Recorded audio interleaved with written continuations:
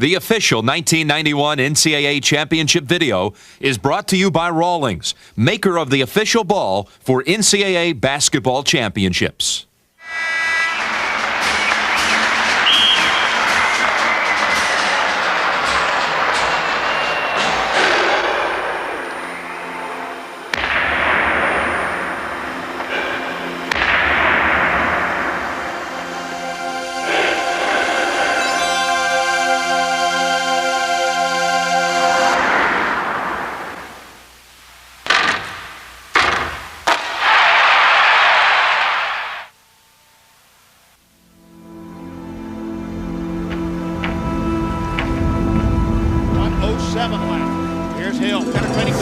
Slashing layup, got it, he fouled him away!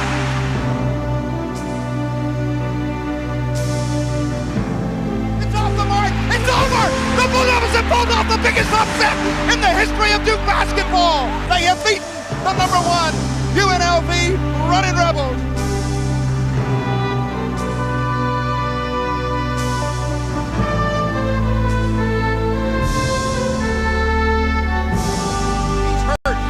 But he's up as the Bulldogs rebound. The lob to Grant. One-handed stop from Grant.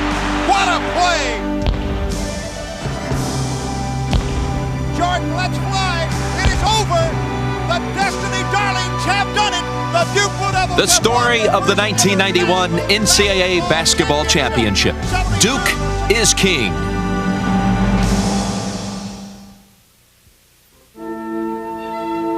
The NCAA basketball tournament is all about intensity, resolve, and inevitably, frustration.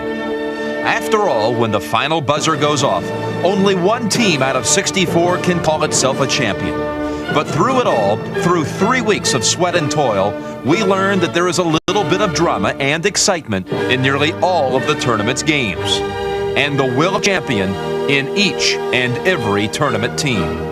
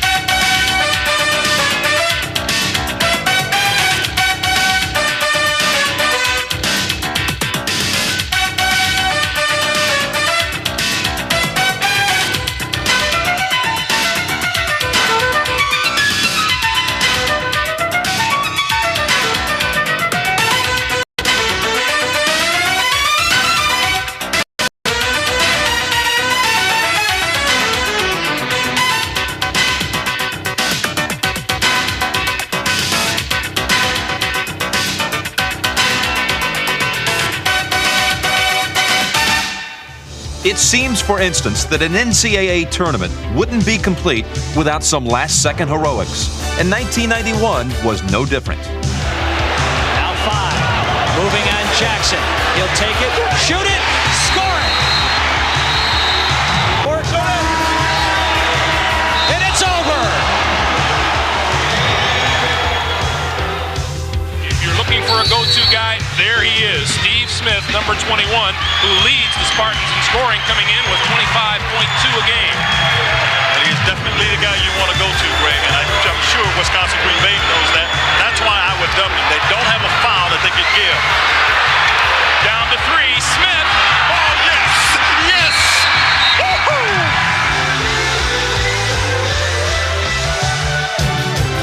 First-round upsets have also become an NCAA tradition.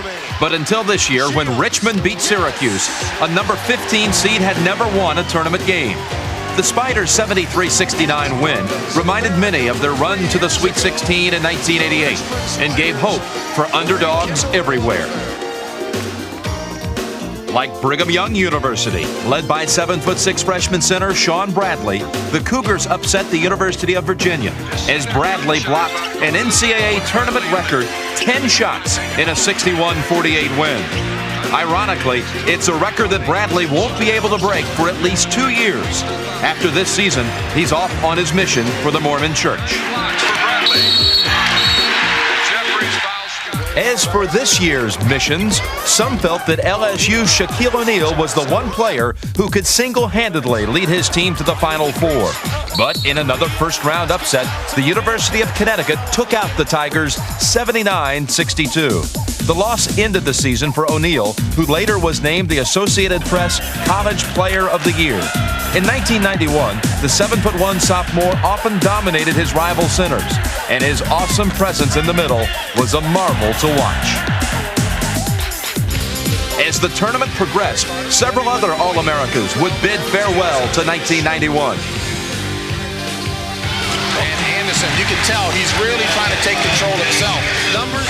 After beating DePaul in the first round, Kenny Anderson and Georgia Tech would lose to Ohio State, the #1 seed in the Midwest. Tech had reached the Final Four in 1990, but this year the Rambling Wreck came up short. Ohio State's 65-61 win allowed them to move forward, while for Kenny Anderson, it was time to move on. Remarkably, one second-round game in the East region had 12th-seeded Eastern Michigan facing 13th-seeded Penn State. In a pair of first-round upsets, Eastern Michigan had crushed Mississippi State, while Penn State had just gotten by UCLA. Money Brown. James Martin backing in against Dallas. The resulting game was one of the tournament's most exciting, with the two Cinderella teams battling into overtime, before Eastern Michigan finally escaped with a 71-68 win. Freddie Barnes lets it fly. Their reward? A trip to the round of 16 for the first time in school history, and a meeting with the #1 seed in the East, North Carolina. Meanwhile, in the West, a couple of higher-seeded teams took their battle down to the wire as well, with 5th-seeded Michigan State engineering an unusual 4-point play to send its game with #4 seed Utah into overtime.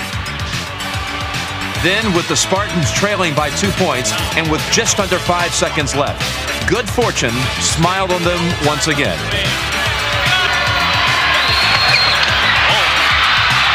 Zuloff back up and got it!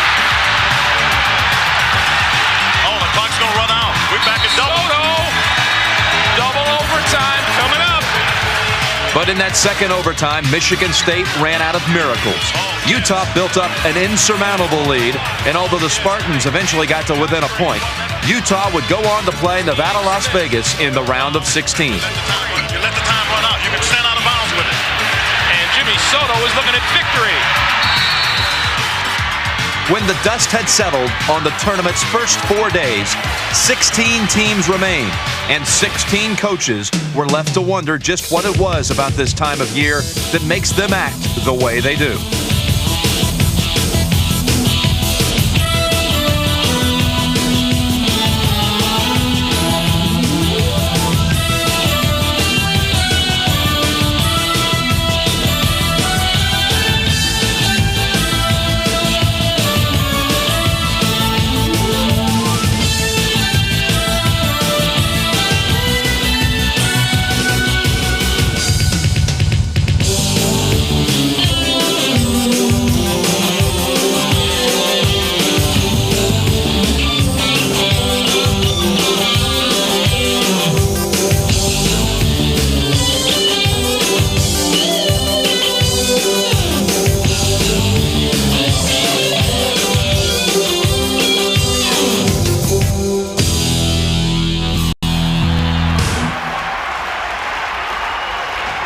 Aside from Eastern Michigan, the Temple Owls were perhaps the most surprising of the 16 remaining teams.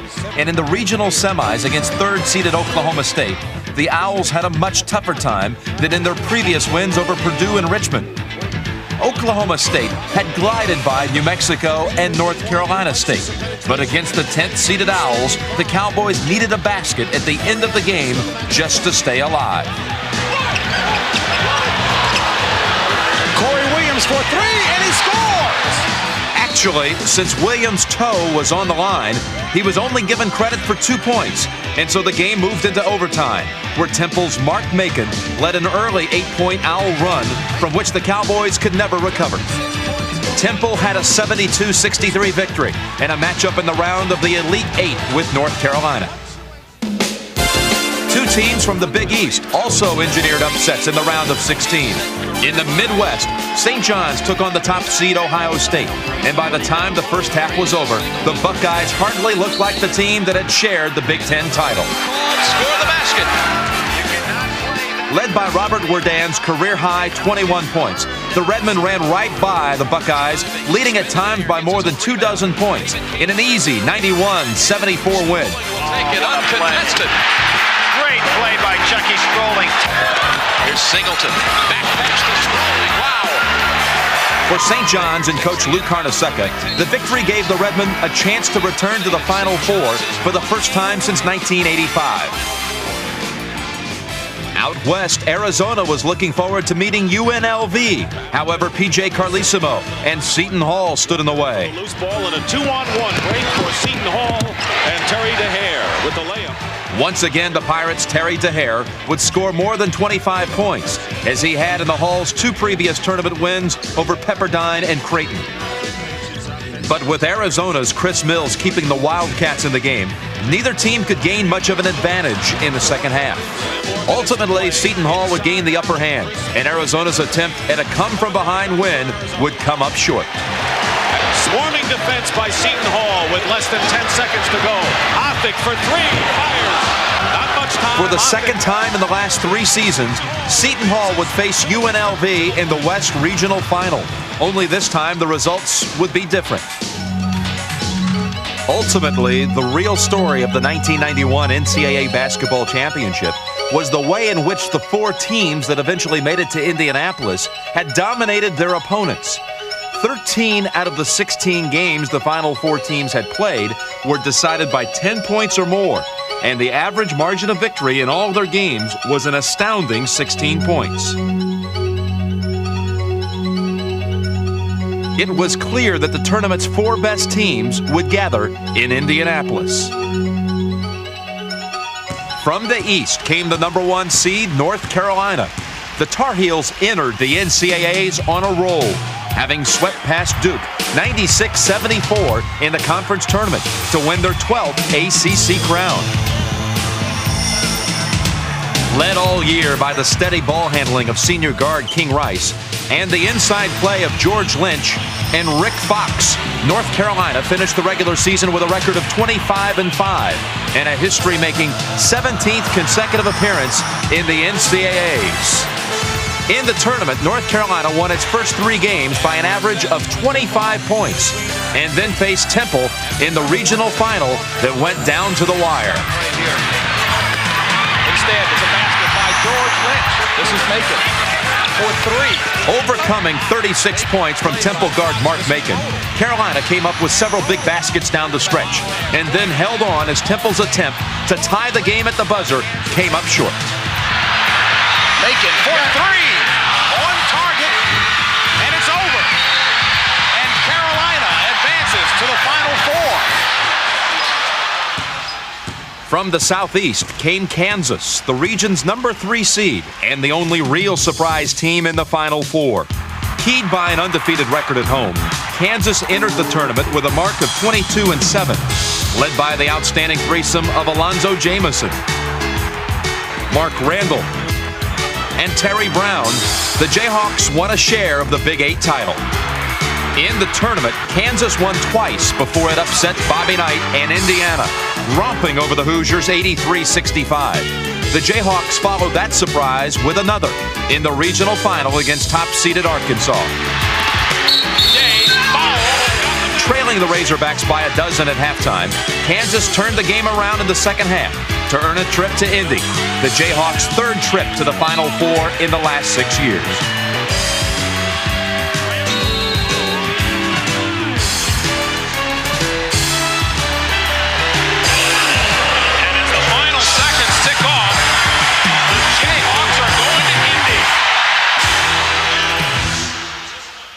From the Midwest came the number 2 seed, Duke.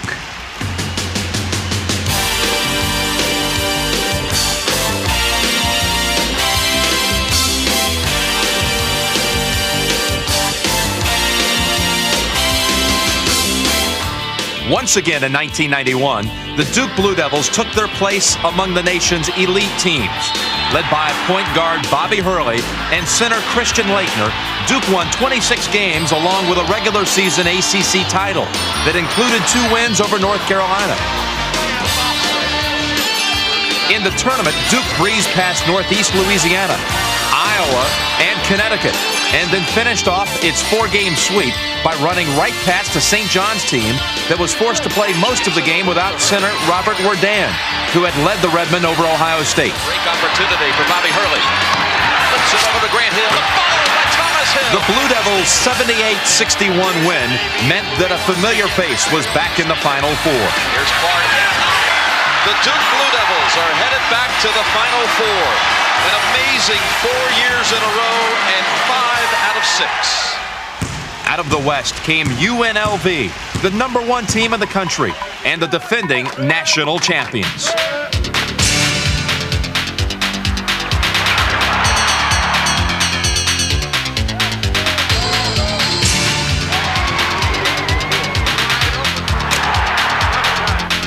That's what he could do. Very young. Makes the drive. Baseline 8-footer in the air. Good.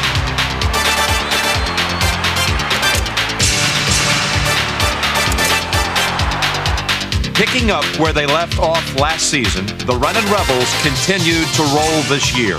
The Rebels' devastating starting lineup was by far the country's most imposing. Led by first-team All-Americas Stacey Augmon and Larry Johnson, UNLV did not even come close to losing a game in the regular season in its attempt to become the first undefeated national champions since Indiana in 1976.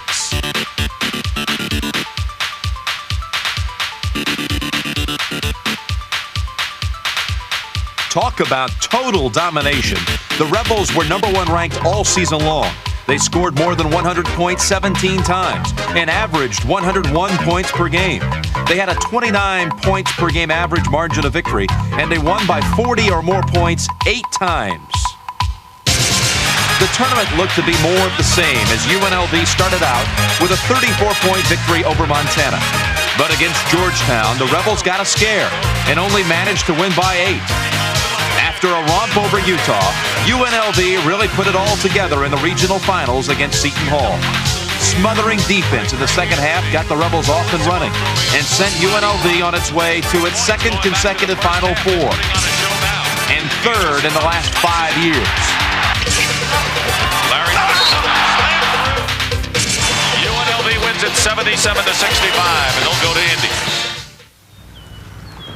On the last weekend in March, the 4 teams came to Indiana, a place where native Hoosiers have long said about basketball that they play it and coach it better than anyone. That's better. Better. 10-10. Well, at the Friday practice, the Hoosiers proved that they know how to stage it and watch it better too, as more than 25,000 fans came out to the Hoosier Dome to watch the teams put on what's become a traditional show. The coaches, they're on the side. They're not going to have too much.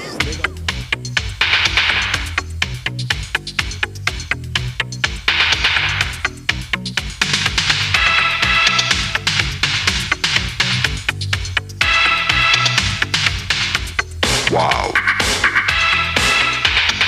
Wow.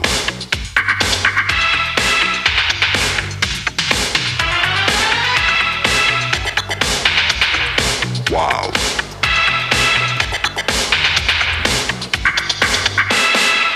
Wow. By far, the team commanding the most attention was UNLV, and the question most asked was how to beat the undefeated Runnin' Rebels. You have to go into the game thinking that you're going to do everything necessary to win, to play as a team, to play smart basketball. You can throw the game plans out the window. Beating UNLV is an attitude. Can't let them throw the ball the length of the floor and up-tempo everything because they'll just run you out of the ballpark. Well, you're going to have to pray, and then you're also going to have to play a perfect game. If you sneak into the locker room before the game and you deflate all their sneakers, cut them in half, all right, hide their uniforms, tie their laces together, and then lock the door to make sure that even with those problems, they don't get out, because even with those problems, they could probably still get out and win. They don't show up. You beat if they don't show up the way they're capable of playing. Right. Yeah. Probably there's no way this year to beat them.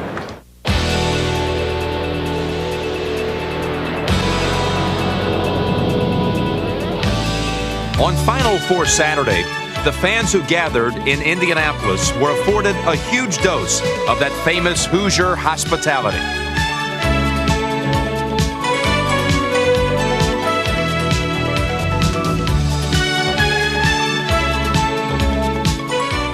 Allegiances varied, but one thing was certain. If anyone was going to beat UNLV, there would be more than 47,000 folks on hand at the Hoosier Dome to see it.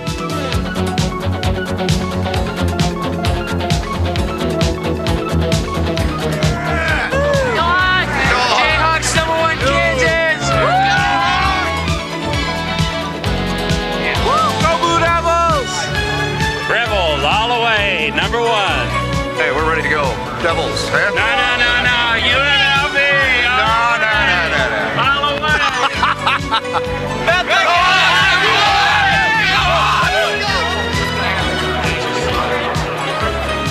North Carolina's going to win and UNLV's going to win.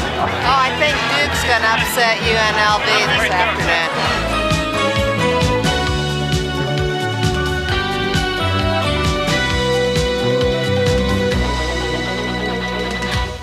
Saturday's first national semifinal pitted the student against the teacher.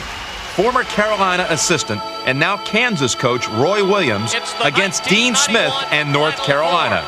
And this opening semifinal game matches the Jayhawks of Kansas against the Tar Heels of North Carolina.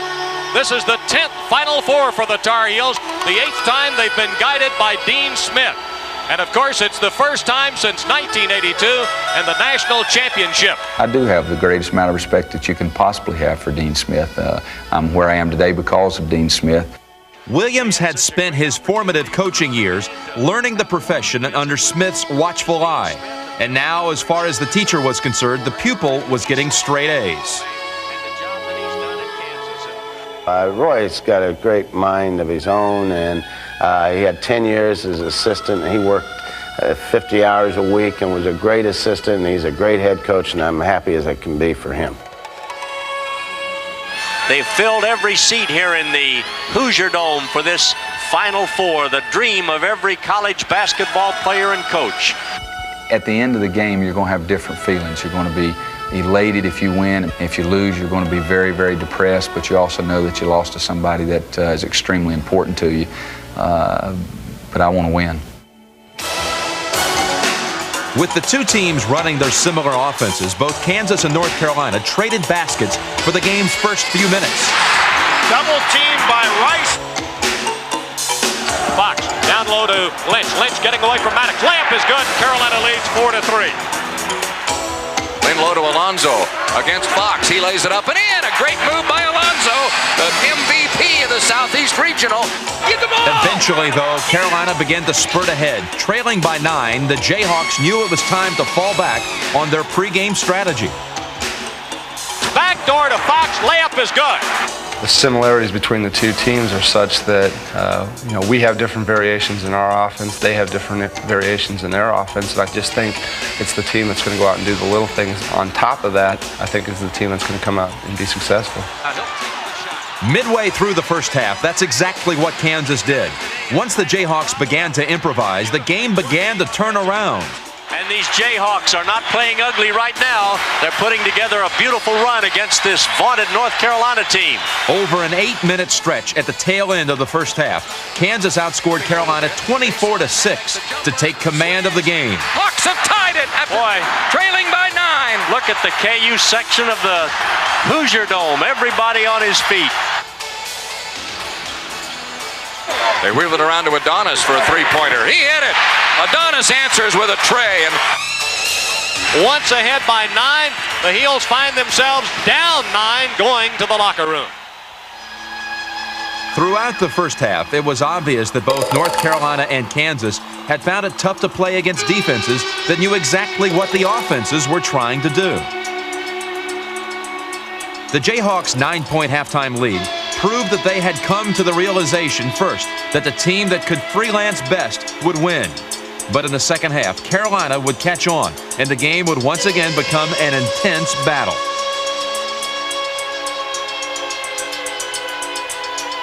Come on, defense, let's go, Jayhawks, come on!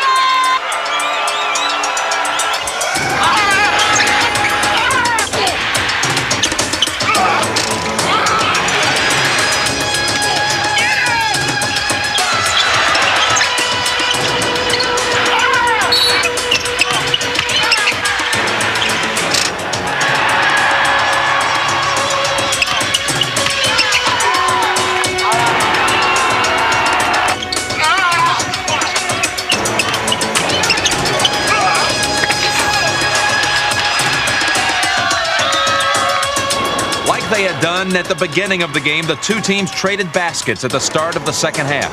Then, with 15 minutes left, Carolina made a desperate attempt to climb back into the game.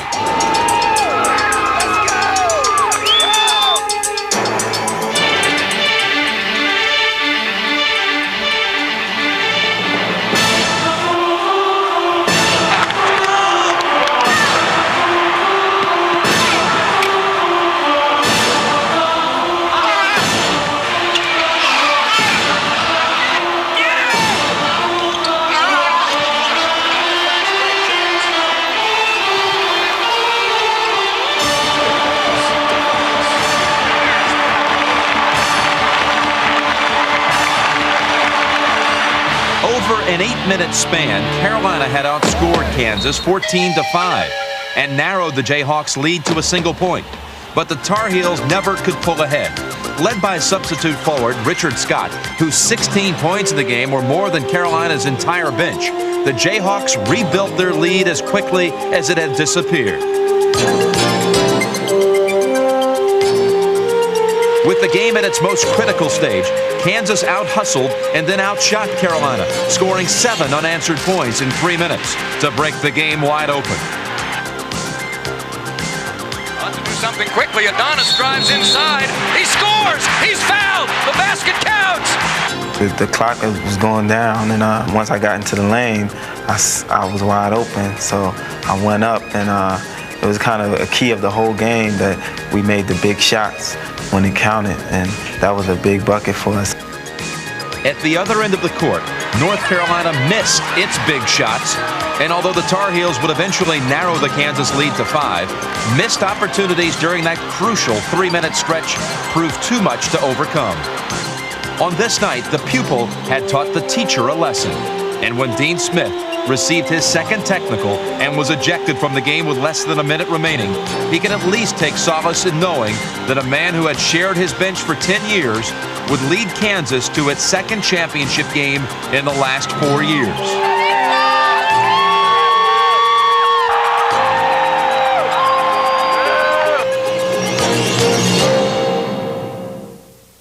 The evening's second semifinal between UNLV and Duke was a rematch of the 1990 championship game. On that night, Vegas humiliated the Devils, winning by 30 points, the most lopsided margin in the history of the championship game. Last year's loss in the final in the championship game helped prepare me for this. And I never want my kids to look at a loss as the end of the world. Should learn how to go for it and not be afraid. But this time, with 5 extra days to prepare, Duke devised a plan. The defensive keys for us would be, 1, to limit their fast break opportunities. Secondly, limit second shots. And then try in some way to find Hunt in the half-court offense all the time. And limit Johnson as much as possible. Waitner and Hurley are 2 key guys. Waitner should be able to score some against them. Bobby just needs to control everything for us, maintain poise under the most defensive pressure he will have faced all year long.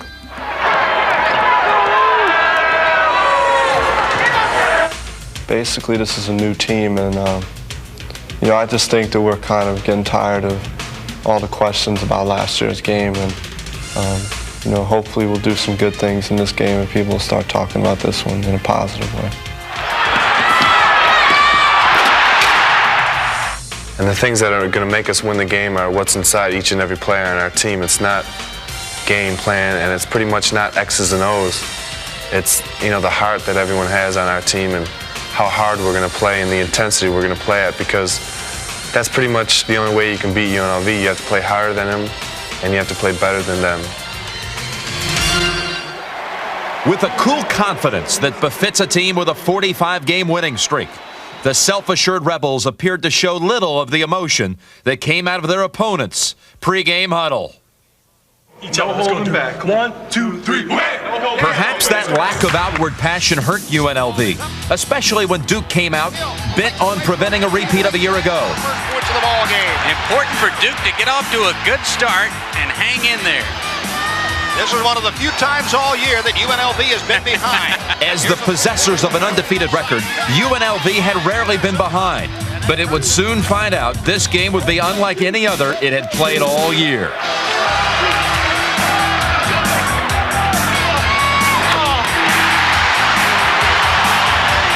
Early hustling front court, shoots a long bounce pass, leading it to Grant Hill. Layup goes! And underneath Leitner, wide open, lay in good. It's away to Grant Hill. Now the lob in the lane, got away from his man, laid it up and in. Grant Hill one-on-one against Johnson. Pull-up jumper from the freshman, good. Led by Christian Leitner's 9 quick points, Duke jumped out to a 15-6 lead within the game's first 4 minutes. The Devils were executing their pregame plan to perfection, while UNLV's vaunted man-to-man pressure defense was nowhere to be seen. For perhaps the first time this season, the Rebels were forced into a sense of urgency.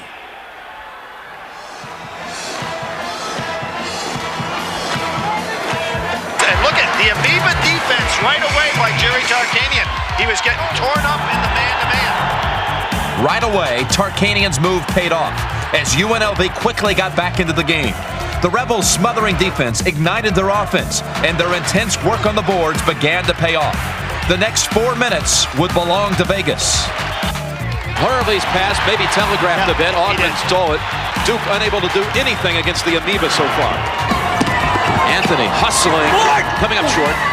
Getting it back, however. He is a tough kid.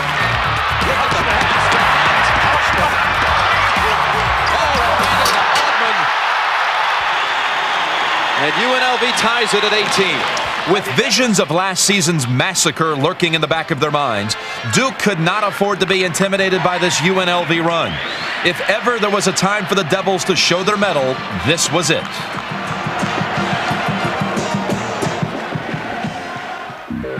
With Bobby Hurley controlling the offense, Duke simply would not let this game get away. The Rebels, too, were beginning to find their range, but Duke answered every UNLV basket with one of its own. Grant Hill has it. Bounce pass ahead to Bobby Hurley. Going down on Hunt. Over the head. Oh! Grant Hill slam dunk. Dumps it off to Augman. Shot will go, and he's fouled. And tips it to Leitner, who puts it up and in. Christian Leitner back the other end. A driving layup. Good by Anderson Hunt. As Ackles flew by out to Hurley. 3, yes! Bobby Hurley! Ahead it goes to Anthony. Off to Hunt. Driving for the layup. Good. Down low to Leitner. Got inside. Dribble. Stucks it, and he's fouled on the play by George Ackles. Here come the Rebels. 3-pointer from out of the corner. Anderson Hunt. Good. Jump pass to Hurley. They got a screen from Kubek. 3-pointer. Yes! Anthony with a 3. Yes! Greg Anthony's second 3. And we're tied at 37 all.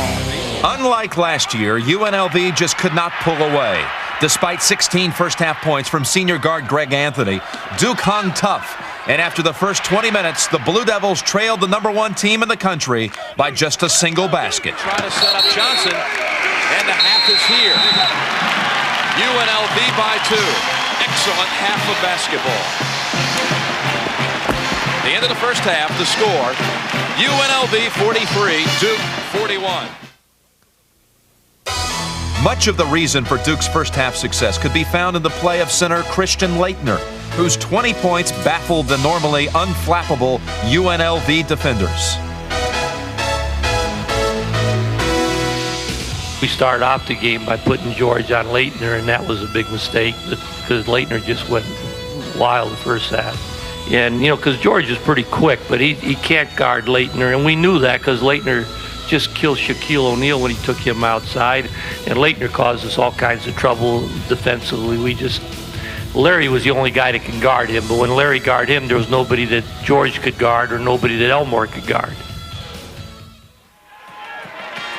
Duke returned for the second half a confident team. And if UNLV had any doubts that it was to be in for the fight of its life, then Jerry Tarkanian and his now stumbling Rebels were quickly reminded when the Blue Devils once again started strong. Surprisingly, Duke was having very little trouble getting free for shots, and they were playing with a reckless abandon that comes with the swagger of success. Ogman dumped away, knocked away, and picked up by Hurley. Bobby up the right side on Anthony, all the way flying layup, score the goal, and he's fouled. UNLV's invincible aura was clearly in danger, but keyed by the explosive play of Anderson Hunt, the Rebels stayed close to Duke, not allowing the Devils to extend their slim lead. In this physically and mentally intense game, there was no backing down on either side.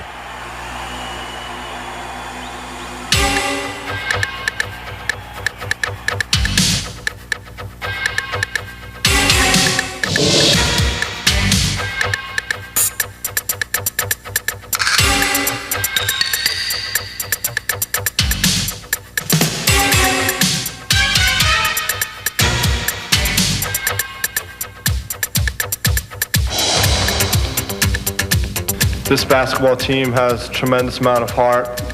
We didn't read the article that said bring on the Rebels and send out the clowns. The one thing that we thought we could bring to this game was a fighting sort of attitude. You know, a lot of teams this year probably have backed down from Vegas, and we're not going to back down from anyone, and they knew that they were in a fight at that point in the game. One Vegas player who definitely knew he was in for a fight was Larry Johnson.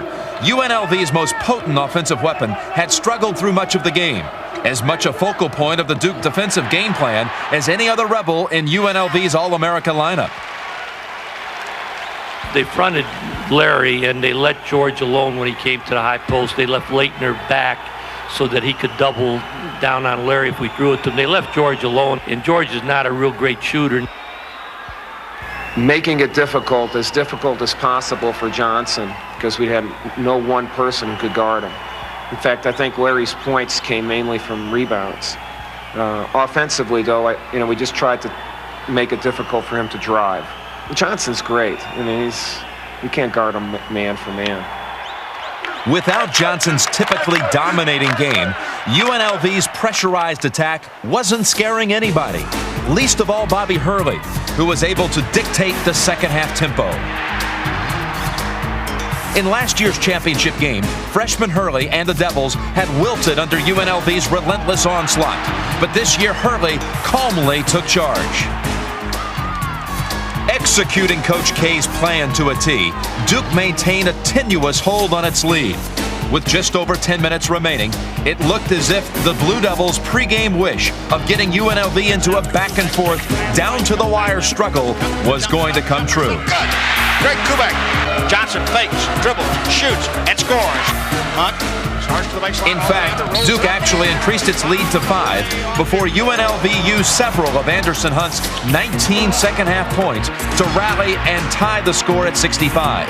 Still, it was now becoming increasingly clear that UNLV, a team that hadn't played a single close game the entire year, would have to win this one down the stretch. UNLV being threatened like at no other time this season. Leading by 1 with 7:20 to go. After being outscored 9-3, Duke needed a spark, and they found one in Brian Davis, who came off the bench to score 4 of his 12 second-half points. The Rebels, however, did not back down.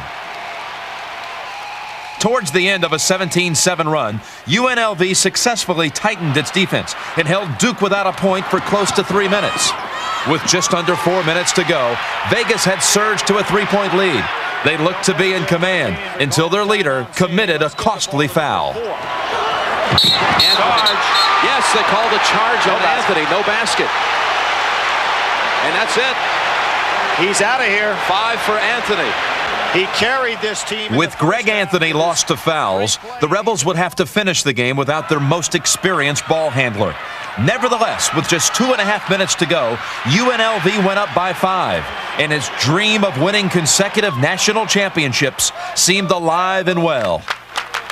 But this time, Duke had an answer for UNLV. UNLV's biggest of the ball game at 76-71. 2:19 to play. Hurley for three. Bottom! Bobby Hurley's third three-pointer of the game brought the Devils to within 2 points. And then after UNLV failed to get off a shot on its next possession, Duke came back yet again. Penetrating, dumps it off to Davis, slashing layup. Got it! He's out of the play!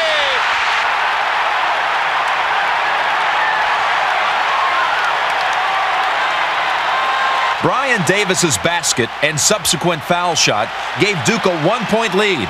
Then after Larry Johnson tied the game, the Blue Devils went for the win. 18 seconds left. Thomas Hill going to the hole. Pull-up jumper is up. It rolls off. Tip. Leitner has a loose ball and he's fouled on the play. No shot. No shot. That means it's 2 free throws for Leitner with 12 seconds left.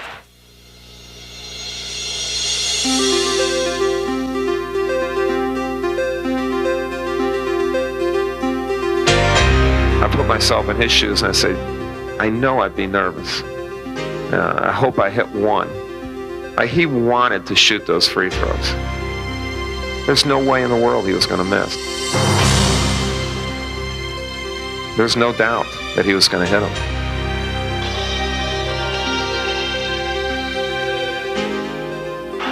Maybe the 2 most important free throws of his career. First one's good. Duke leads it 78-77. Shots up. Shots in. Duke by 2. 79-77. For UNLV, a season full of 40 and 50-point wins was about to come down to a single 12 seconds. Duke's going to double-team Hunt on the inbounds play. They're going to let it come in to Anderson to Ackles. Now to Johnson, make him bring it up with 9 seconds left. Johnson to the right side. Johnson fakes, looking, 5 seconds to Hunt. Anderson Hunt stops, fires a 3. No! It's off the mark! It's over! The Blue Devils have pulled off the biggest upset in the history of Duke basketball! The biggest upset in the history of Duke basketball! And they have beaten the #1 UNLV Running Rebels. 79-77. Let's pass out the short beat in Durham. Holy cow, what a finish. Christian Leitner's 2 free throws with 12 seconds left.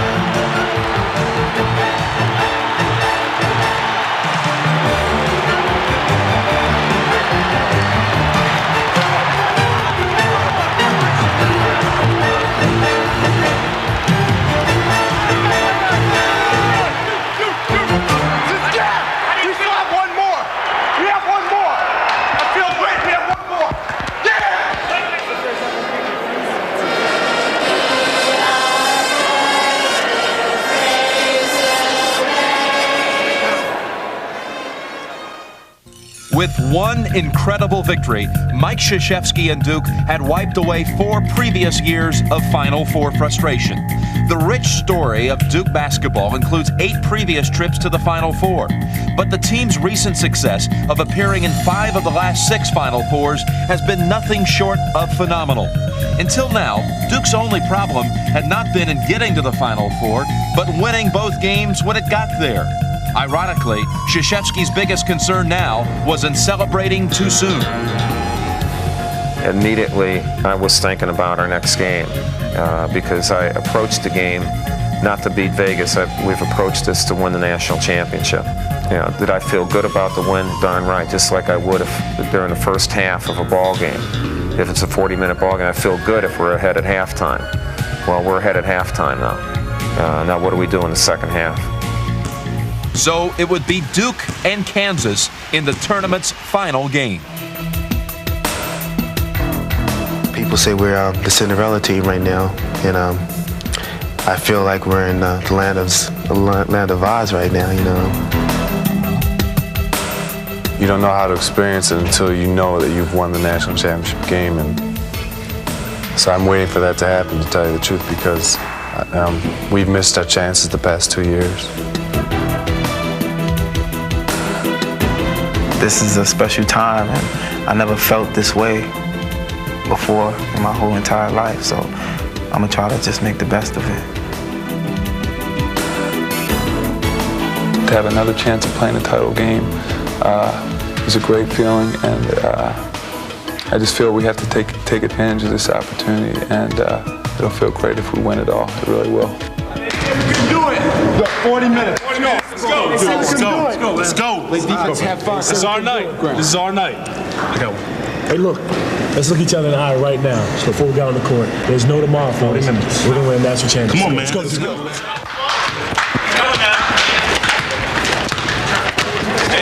Win, man. You can't pace yourself because there's no tomorrow. Let's go. One game, 2, 3, win.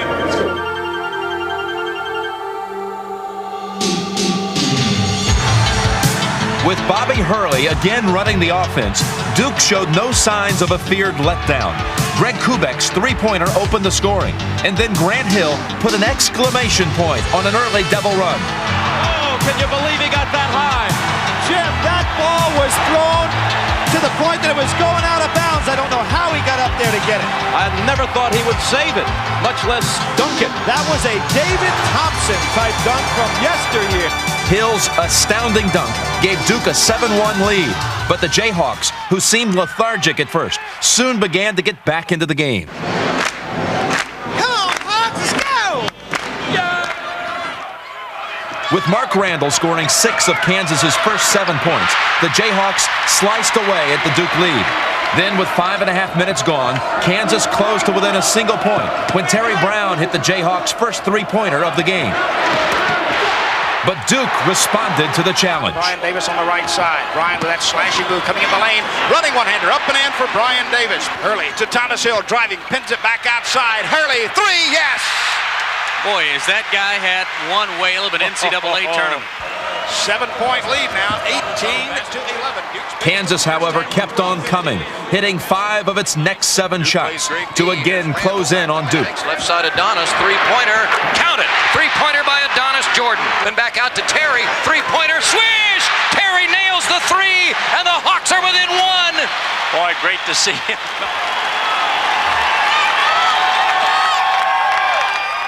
Mike Krzyzewski, however, had little reason to fear the latest Kansas run. Throughout the entire NCAA tournament, whenever he needed someone to lead the Blue Devils, Bobby Hurley answered the call. And the championship game was more of the same. In 6 tournament games, Hurley had 43 assists and just 9 turnovers. Perhaps even more amazing, in the Final Four, Hurley played the entire 80 minutes, directing the Duke offense with an equal mix of poise and presence and the reckless abandon that comes with the arrogance of one who knows he's in total control.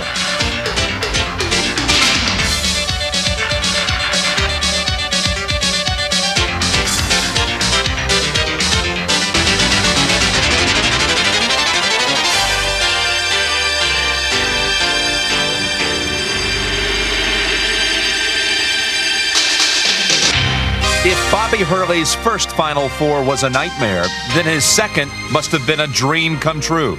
A year ago in the championship game, he failed to score a single point. But this year, his 12 points included 2 three-pointers. Sideline turn, take the wide open 3 and buries it. Bobby Hurley. Hurley not only began yet another Duke rally with his second three-pointer of the game, he also continually zeroed in on Duke's hottest hand. In this case, Billy McCaffrey, who came off the bench to make all 3 of his first half shots on the way to scoring 16 in the championship game. Billy McCaffrey, who would rather shoot with a hand in his face than eat when he's hungry, drills it home again. McCaffrey's three-pointer capped a 10-2 spurt and gave Duke its largest lead to that point at 36-27. Kansas soon cut into that, but with time winding down before the half, the Jayhawks lost a chance to get within 3. 39-34. Richard looking for a teammate, puts it on the floor now, goes to the corner. And what do we have? Stepped on the sideline, apparently. 10 seconds, 9, as Hurley comes across the midcourt line. Bobby eyeing the basket, a little one-on-one move, going around Jordan, kicks it behind him. Thomas Hill, 3, yes! At the buzzer! Thomas Hill drills a 3, and the Blue Devils will take an 8-point lead to the locker room at the intermission, 42-34. And we'll be back with him. Perhaps the biggest reason for Duke's lead was Kansas's uncharacteristic inability to make its inside shots. Normally a tough inside team, Kansas missed continually from short range. I've never seen the basket seem like it had a lid on it for Kansas like it did tonight. I felt like we had so many good shots around the hoop that just didn't fall in. We miss a layup and get the rebound, tap it, get the rebound, put it back up, miss it, tap it, miss it. And then all of a sudden it goes out of bounds off of us.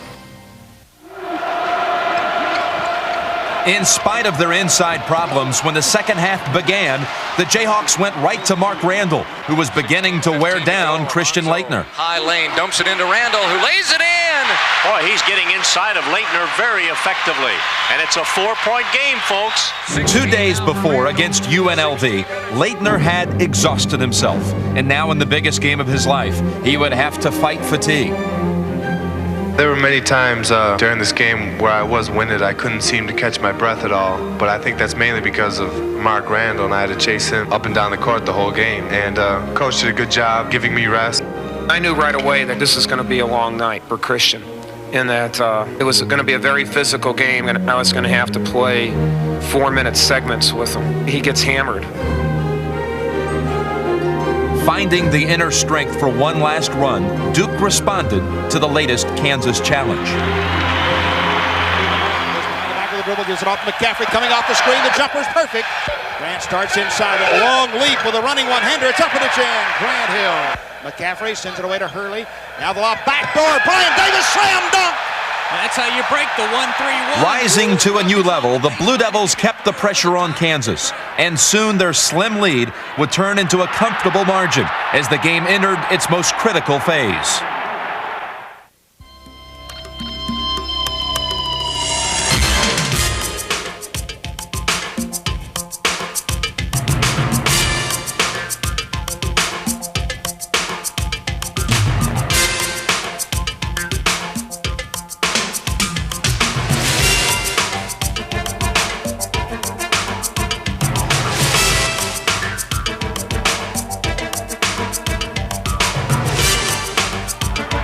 Over a crucial 10-minute span, Duke outscored Kansas by 10 to take a 14-point lead with just 6 minutes remaining.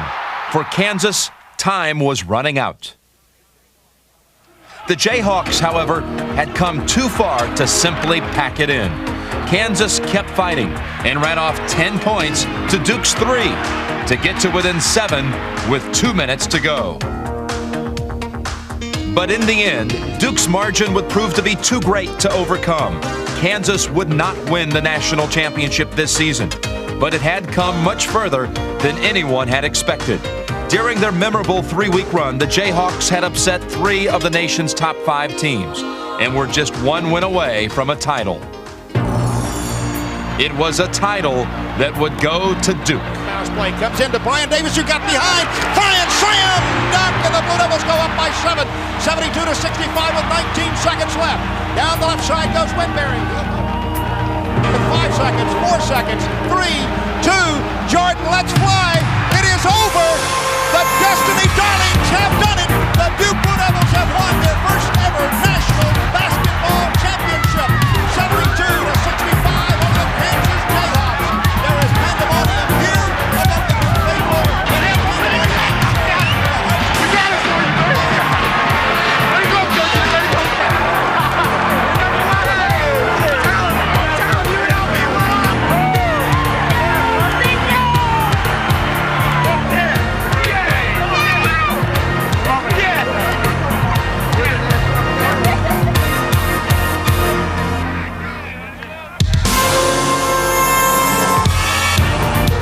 After 8 previous times in the Final Four, Duke had finally won its national championship.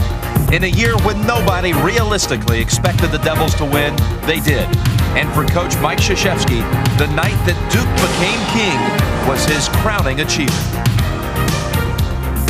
We played 2 incredibly good basketball teams in Vegas and Kansas, and it took an emotional and physical investment for 80 minutes.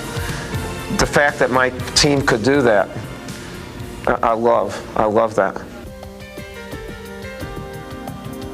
Even even when we got the trophy, the thought came in, I'm happy for this team and I'm happy for the teams that helped prepare me to be here, and I hope those kids shared in the national title like Tommy Amaker and Johnny Dawkins and Mark Allery and them.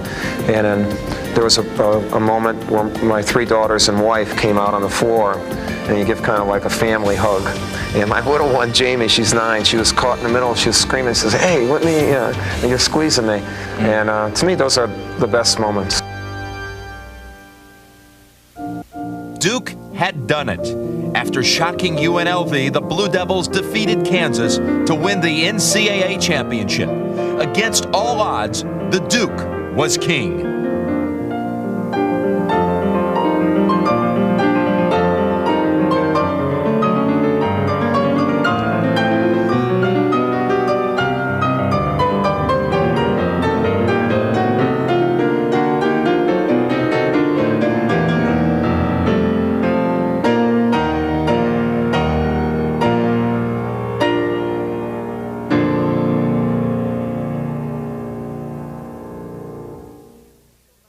The official 1991 NCAA championship video was brought to you by Rawlings, maker of the official ball for NCAA basketball championships.